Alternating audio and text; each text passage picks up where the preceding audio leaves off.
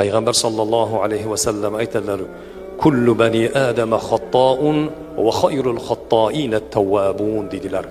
Har bir odam bolasi albatta u gunoh qilguvchidir va buni eng yaxshisi gunohlariga tavba qilguvchisidir deb Rasululloh marhamat qildilar. Insonmiz, xatodan xoli emasmiz. Gunoh qiladi banda.